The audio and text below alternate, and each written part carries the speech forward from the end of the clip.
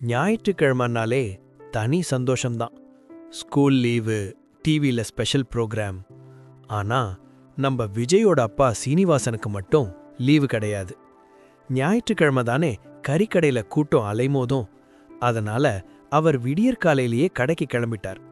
வீட்ல இப்போ அம்மா ஜமுனா, அண்ணன் செந்தில், அக்கா சத்யா, அப்புறம் நம்ம சேட்டக்காரன் விஜய். வழக்கமா அண்ணன் தங்கச்சி சண்டை டாம் அண்ட் ஜெரி மாதிரி நடக்கும். இன்னைக்கு அந்த சண்டைக்கு நடுவுல நம்ம விஜய் புகுந்து என்ன பண்ணினான் தெரியுமா? வாங்க கதைக்குள்ள போலாம். மணி சரியா மதியம் 12.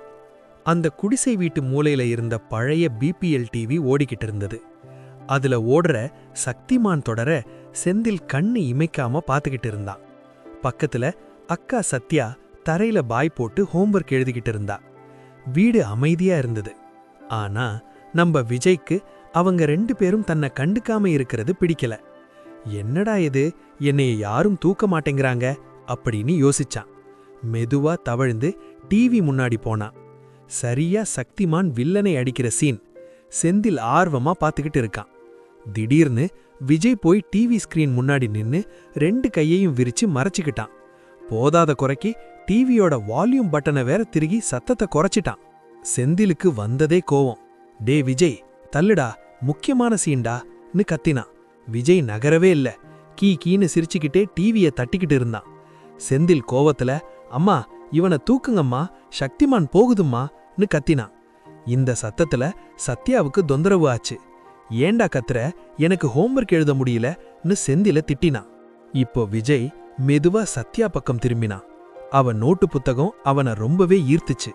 சத்யா கொஞ்சம் அசந்த நேரமா பார்த்து வேகமா போய் அவ எழுதின ஹோம்வொர்க் மேலேயே ஒரு கோடு கிழிச்சான். போதாத குறுக்கி அந்த பேப்பரை லேசா கிழிச்சிட்டான். அவ்வளவுதான். சத்யா பதறி போய், ஐயோ என் நோட்டு, அம்மா இங்க பாருங்கம்மா, இவன் நோட்டை நாசம் பண்ணிட்டான் அப்படின்னு அழ ஆரம்பிச்சிட்டா. ஒரே நேரத்துல செந்திலும் கத்துறான், சத்யாவும் அழுறா. வீடே ரணகளமாச்சு. அம்மா ஜமுனா பதறி அடிச்சு ஓடி வந்தாங்க. என்னடி ஆச்சு, ஏன் இப்படி 2 பேரும் கத்துறீங்க? அப்பா வேற வீட்ல இல்ல. செந்தில் சொன்னா, இவன் டிவி பார்க்க விட மாட்டேங்கிறாம்மா. சத்யா சொன்னா, இவன் என் நோட்டை கிழிச்சிட்டாம்மா. அம்மா விஜய பார்த்தாங்க. விஜய் ஒண்ணுமே தெரியாத பச்சை புள்ள மாதிரி கண்ணை உருட்டி உருட்டி அம்மாவை பார்த்து சிரிச்சான்.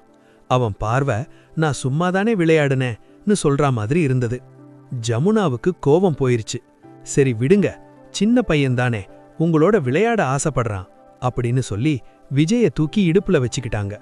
செந்திலும் சத்யாவும் விஜயோட அந்த சிரிச்ச முகத்தை பார்த்ததும் அவங்களுக்கு கோவம் எல்லாம் பறந்து போச்சு. செந்தில் சிரிச்சுக்கிட்டே, சரி வாடா, நீயும் நானும் சேர்ந்து சக்திமான் பார்க்கலாம்னு சொல்லி விஜய தம் மடியில உட்கார வச்சுக்கிட்டான். சத்யா, பரவாயில்ல, நான் அழிச்சிட்டு எழுதுறேன்னு சமாதானமாயிட்டா. இப்ப 3 பேரும் ஒன்னா உட்கார்ந்து அந்த பழைய டிவியில சக்திமான் பார்க்க ஆரம்பிச்சாங்க. விஜய் அண்ணன் மடியில ராஜாவாட்ட உட்கார்ந்திருந்தான். அவன் அப்பப்ப திரும்பி அக்காவை பார்த்து சிரிச்சான். அந்த குடிசை வீட்டுக்குள்ள வறுமை இருந்தாலும் அந்த ஞாயிற்றுக்கிழமை மதியம் சந்தோஷத்துக்கு குறைவே இல்ல. பாத்தீங்களா, நம்ம விஜய் சக்திமான் பார்க்க விடாம பண்ணி கடைசில தானே சக்திமான் மாதிரி அண்ணன் அக்காவை சேர்த்து வச்சிட்டான். இப்படி கலகலப்பா போய்கிட்டு இருந்த வாழ்க்கையில ஒரு புது உறவு நுழைய போகுது. அது யாரு? அத அடுத்த எபிசோட்ல பாப்போம். இந்த கதை உங்களுக்கு அந்த கால ஞாயிற்றுக்கிழமை ஞாபகத்தை கொண்டு வந்திருந்தா மறக்காம ஒரு லைக் பண்ணுங்க.